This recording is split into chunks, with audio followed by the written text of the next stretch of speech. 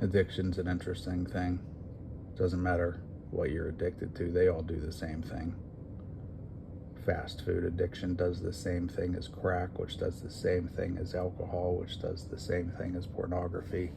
They all do the same. They take your happiness and your joy and your connection with people and your motivation and your time and your soul.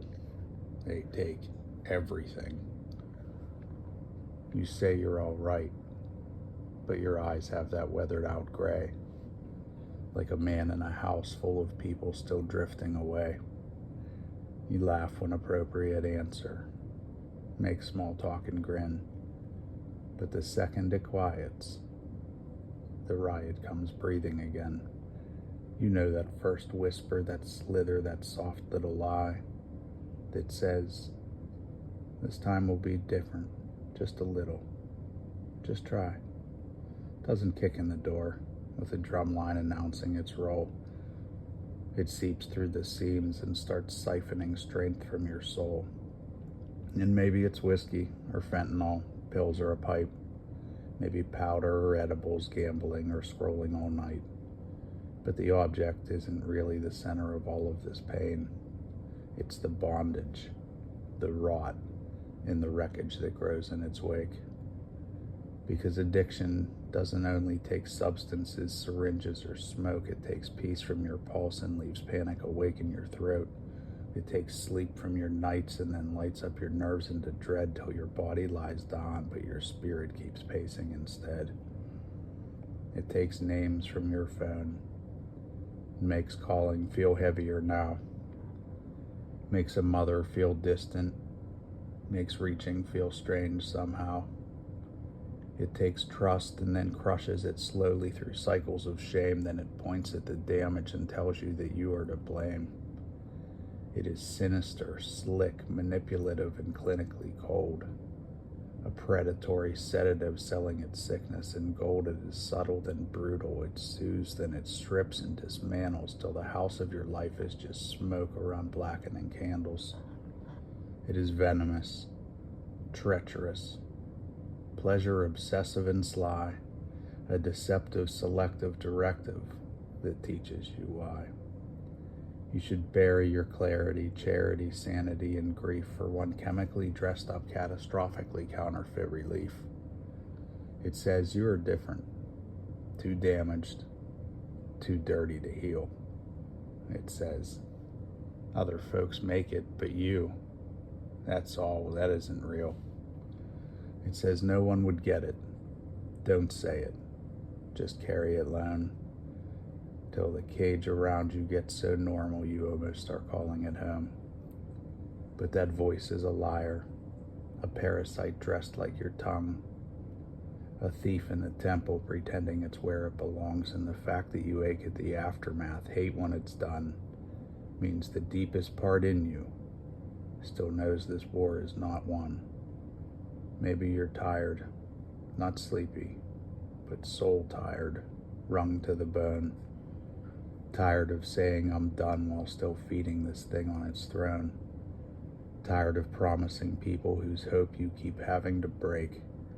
Tired of mornings that start with regret before fully awake. Maybe dawn feels less like a sunrise and more like a debt. Like a bill from the night and a panic you haven't paid yet. Maybe you sit on the edge of your bed with that sickening dread when your body wakes up but your courage stays buried instead. Maybe your memory edits, revises, resizes the plane, starts minimizing the compromising and sanitizing the stain. Maybe misery's history gets polished and framed till the hell that once shattered your spirit looks almost inviting as well. Maybe your mind gets divisive, persuasive, evasive, and fast, starts creatively making the past less severe than it was in the past. Maybe the massacre, after, gets mastered and blurred by desire, so the match that once burned down your house looks like warmth by the fire. That is the sickness that crops out the wreckage and cost. It romanticizes the poison and blurs what is lost. It won't show you the puking, the shaking, the begging, the fear. Only the first exhale, not the collapse that comes near. It won't show you the child with a question all over their face. Won't show you the spouse learning sorrow as more than one shape. Won't show you the father whose silence is heavy with grief, only the flash of the high, not the funerals growing beneath. And I know there are reasons you reached for relief in the first place. Real wounds, real bruises, real nights you just needed some escape. Maybe trauma was waiting the minute you opened your eyes. Maybe pain was the language around you and numbness fell wise. Maybe you learned how to bury what hurt and keep moving ahead. Learned to smile while a war zone was spreading its ass through your chest. Maybe using began as a band-aid, a break from the ache. But bandages meant for a moment can suffocate if they're left in their place. So hear me with tenderness. I am not talking with scorn. I know desperation can make a man spiritually torn. I know what it is to want silence so badly you'd crawl through a valley of wreckage for one little moment with none of it at all. But hear me with firmness as well. This thing wants your name. It wants your future, your laughter, your calling, your peace, and your frame. It does not negotiate kindly or leave when politely asked through. It keeps what you feed it, then feeds on the rest of you too. It'll fracture your character, blacken your patterns, attack with a smile, have you rationalizing catastrophes mile after miserable mile. It'll have you compartmentalizing, minimizing, spiritualizing the slide, saying I'm still in control, while your whole inner world's been denied. It'll have you revisiting incidents, twisting them into defense, building intricate, insolent, intimate arguments stripped of all sense.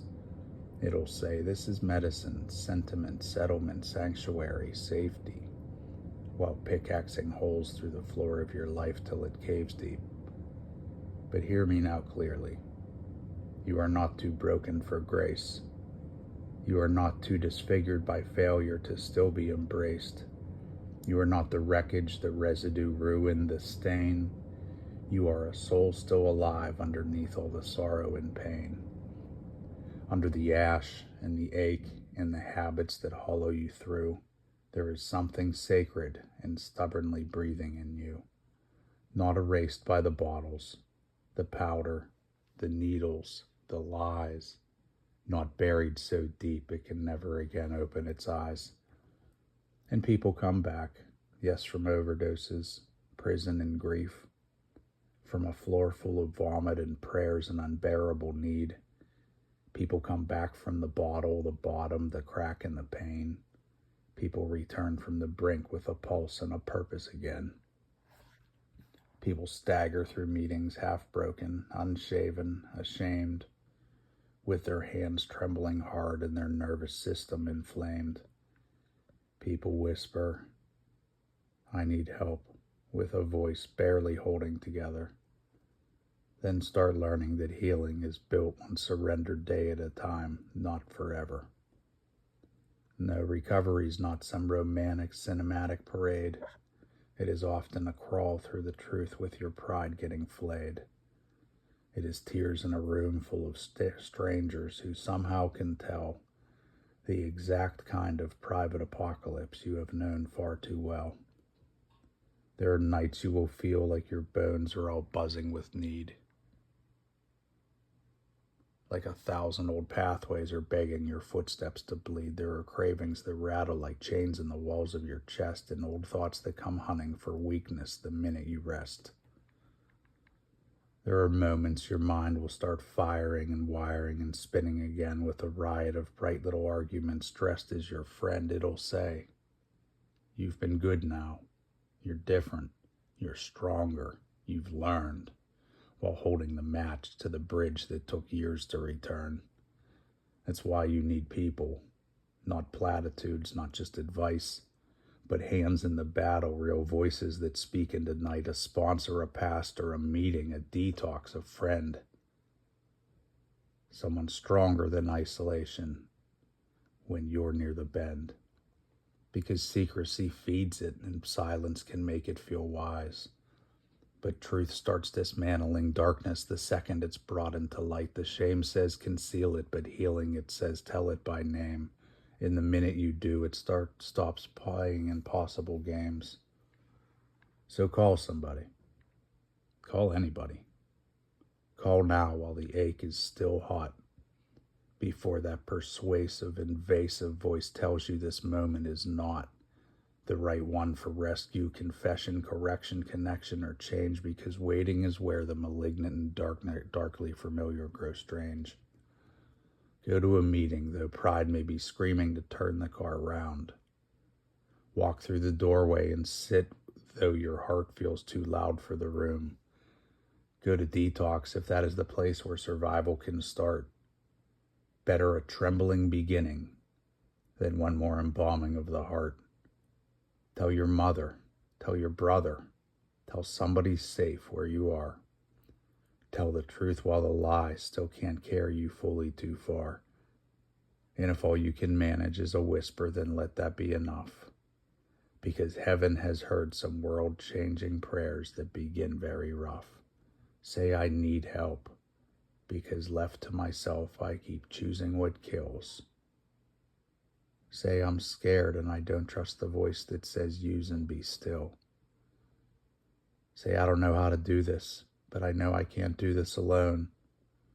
That kind of truth is the hammer that shatters addiction's false throne. That sentence is courage with tears in it, fear in it, fight in it too. A sacred and shaking declaration that something in you still wants the sunlight, still wants to be whole, still wants to be free, still wants a life not built under the thumb of dependency. And maybe you don't even believe yet that you have been changed. Maybe freedom sounds foreign, improbable, distant, and strange. Borrow somebody else's belief till your own starts to wake. Borrow the hope in the room till your soul learns the sound that it makes.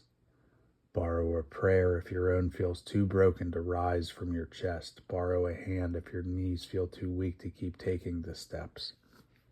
Borrow some time from the people who know how to weather the wave, till borrowed belief turns to bone and your own spirit starts getting brave.